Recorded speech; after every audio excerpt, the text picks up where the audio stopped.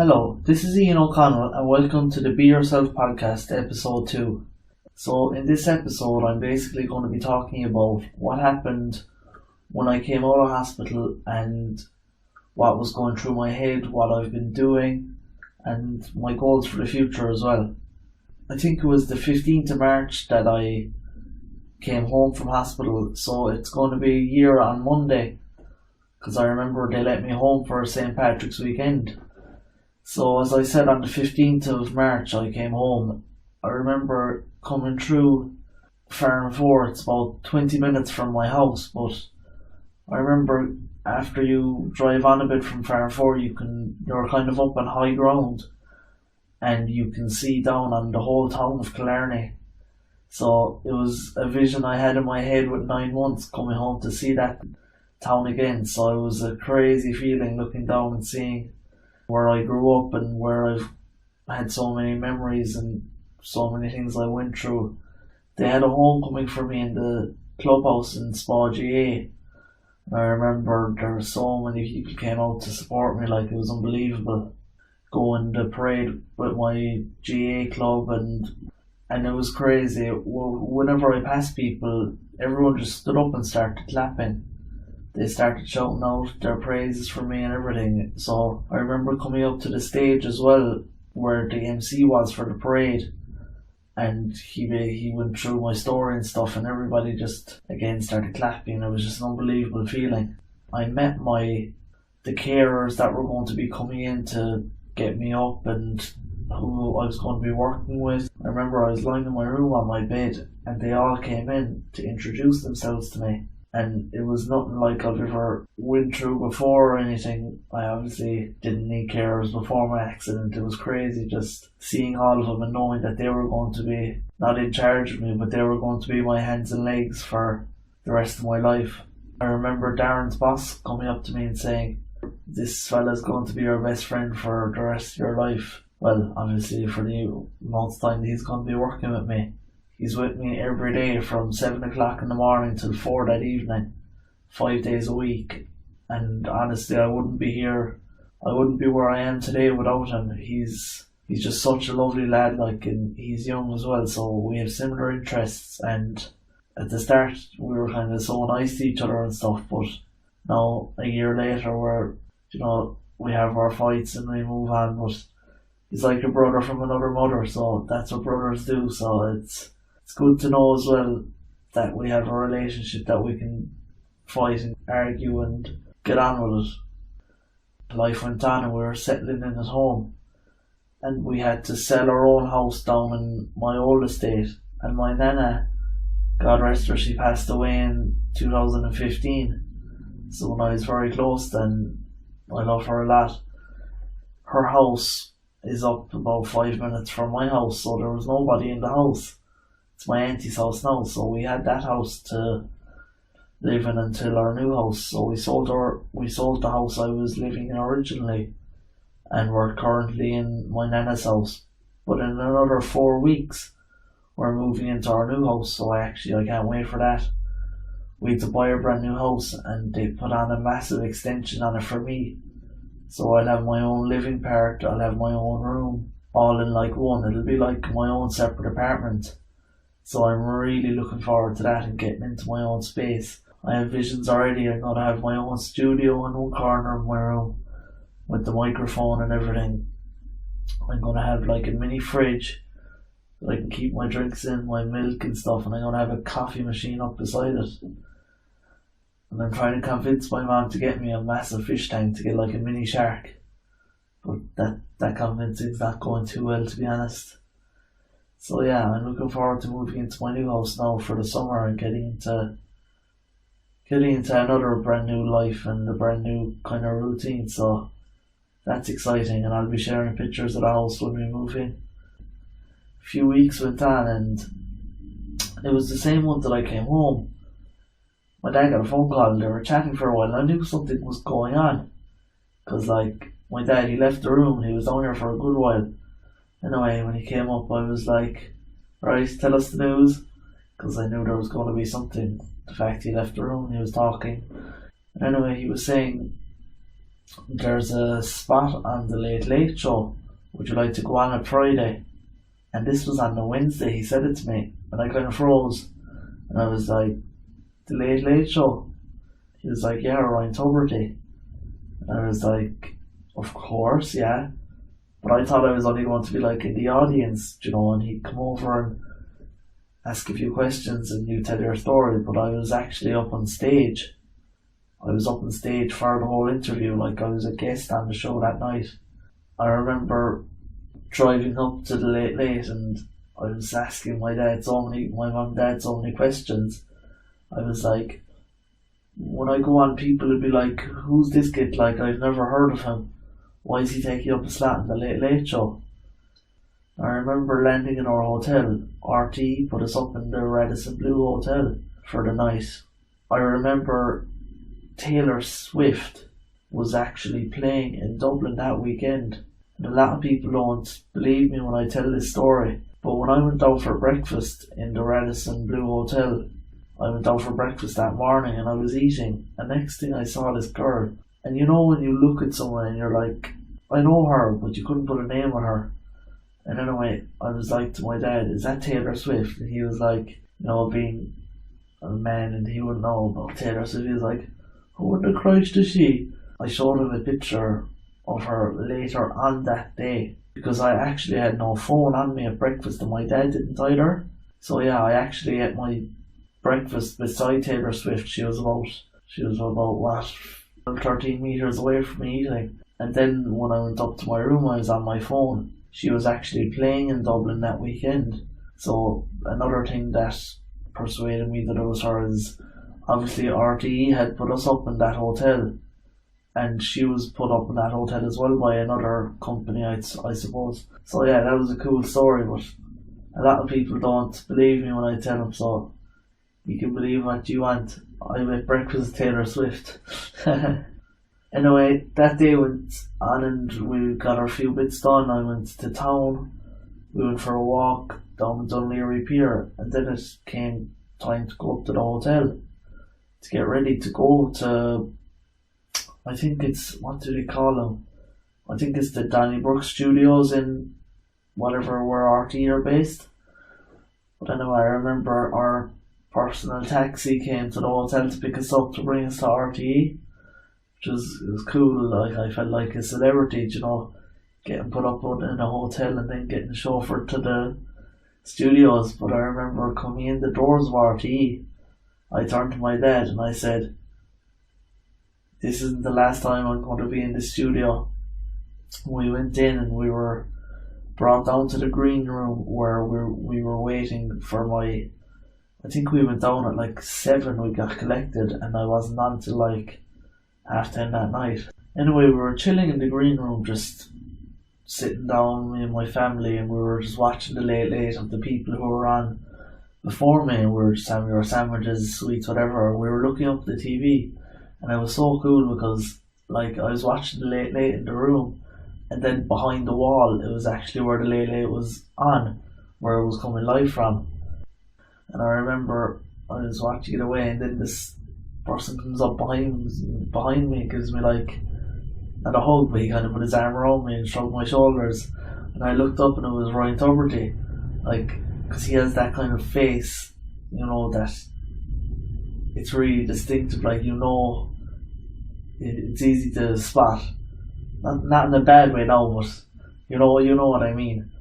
And Ryan came up to me and he sat down and he obviously introduced himself, and my family introduced themselves to him, and he sat down for a few minutes with us and just sat down and had a chat and told me not to worry and everything's going to be good and we'll have a good chat. And I met the other people as well that was in there, that lovely lady from Kerry, Emma, that had the cervical cancer, who has recently passed away, so I was very happy to share that moment with her on the Late Late. A lovely lady she was when I met her in person. So, God rest her, and I'm sure she's up there happy. Please God. I met the Jamie Heaslip as well, the rugby player. He was on it that night. And that singer, what's his name? Johnny Logan. Johnny Logan, he was on that night as well, so it was cool to meet all the people that were on it as well that night with me. And I remember after my interview, everybody just stood up and gave me a standing ovation. Like, it was really heart touching, like, to see the people enjoyed the story and they recognised you for being brave and everything. I remember going back into the green room after and everybody was standing up clapping as well. It was good. And obviously that was the day that I said, if you can't stand up, stand out, and that has gone crazy. Like, it's Conor McGregor has it on one of his t-shirts now. A t-shirt he has all his like favourite quotes with, and my quote is on it. I'm delighted with that as well. That night I was asked by Ryan Tuberty who was my idol. I remember saying Conor McGregor was my idol, and that was grand anyway. I went off, and the next day I was going to a BAMA event in Dublin. Now I was there and I went backstage. I had the VIP badge that John Kavanagh had given to me and my dad, so thanks again to John for sorting me out for that. And I remember going backstage, and you could not write what happened. Conor McGregor was walking towards me. I think I nearly fell out of the chair. I just looked at him, and when you meet your idol in person, like, they just shoot past, like, it's a crazy feeling. I remember just bursting into tears, and he came up and he was like, you're right, brother, you enjoyed the fight. It was unbelievable. I burst into tears and we took our photo or whatever, and he's been in contact with me. We do be talking now and again through Instagram, so it's crazy. Like, he was so good to me. He always texts, whenever I text him, he'd always text back, like, for wishing me happy Christmas and stuff. So that was an unbelievable moment as well, and don't worry, I'm going to meet him again this year, hopefully. It's on my list. The next one on from that was, I remember getting an invitation from the president, Michael Higgins, to go up to Arsenal for a dinner party acknowledging young people who have gone through hard times or whatever. So that was cool. We got the tour of Arsenal, and there was a 3-course meal there as well. And we had our tea and everything, but I remember Michael D. Higgins was eating his lunch and he kind of looked over at me, and I looked over and smiled, and he came over and he had heard about my story, so he came over and had a chat with me as well. So that was cool. We got a picture with him as well. I think I was the same size as him, to be honest, in the wheelchair.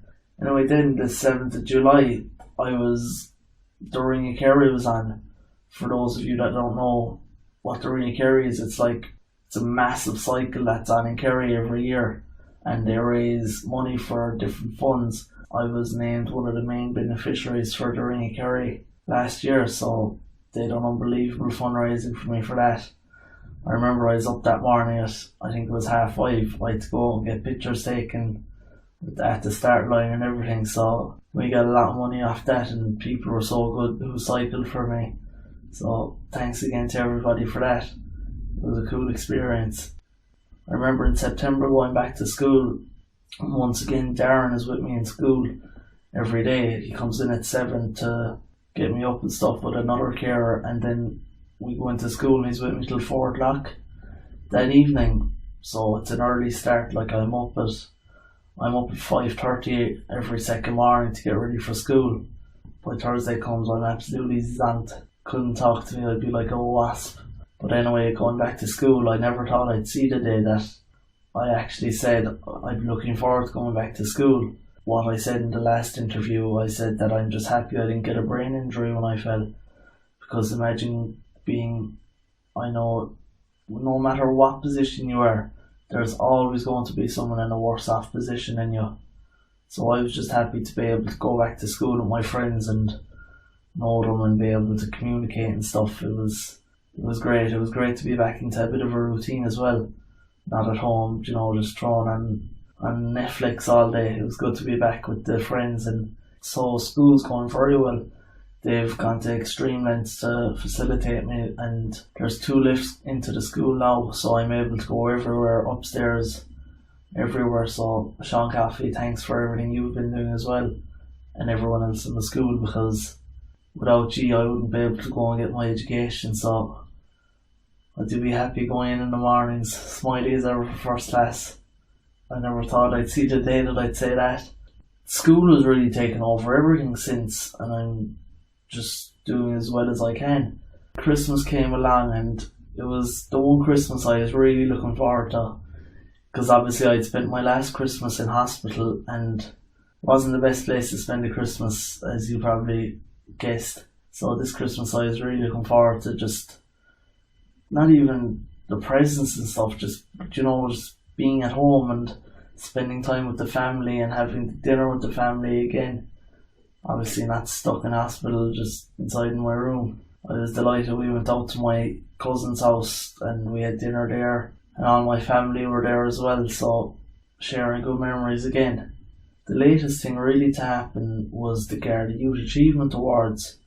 They were on, which is basically, for those of you that don't know, it's like the Garda, you can nominate people, but they pick from people between, I think, the ages of 13 to 21.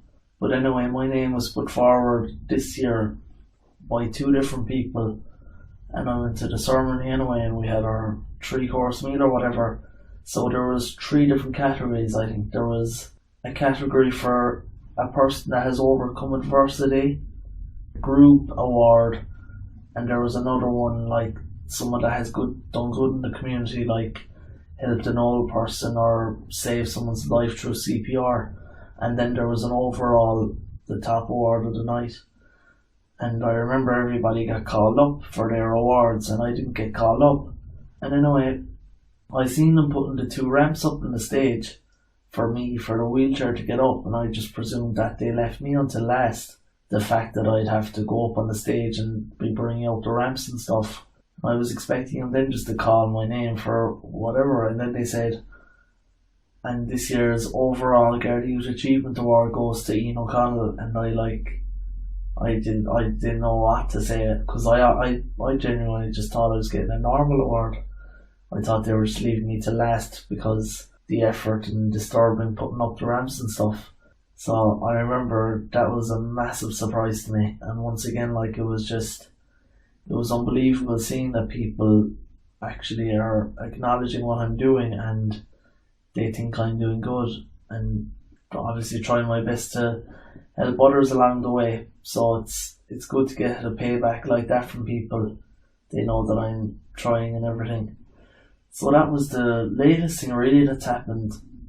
So basically my goals for the rest of the year, really, I have 3 main goals. My first one is to do a skydive. I know when I say that, people look at me and they're like, Ian, you can't use your hands or legs. How in the name of God are you going to do a skydive? But it is going to happen, watch me. 100% watch the space. The next thing, I want to go on as many things and radios and everything as I can to share my story and help people. So hopefully I'll get on another big TV talk program like the Late Late Show again, maybe on Ray Darcy or something like that. I just think it would be cool just to share my story and tell people that when something bad happens, not to close the book, just flick a page and start a new chapter. And another person I'd really like to meet is Anthony Joshua, the boxer. I just think he's such a cool guy. I have a season ticket for Old Trafford. I used to go over twice a year before my accident, so I haven't been over yet as a wheelchair user, so hopefully that'll happen soon as well. I just want to see what it's going to be like, because my season ticket, it was 3 rows back from behind the subs bench, so I've met most of the United team. I've met Alex Ferguson, Bobby Charlton, I've met Van Gaal, I've met Ryan Giggs, I've met loads of United stars, so I'm looking forward to going back over there as a wheelchair user. And so yeah, that's the end of this episode really. I just wanted to tell everyone how I'm doing and what I've been going through since I came home.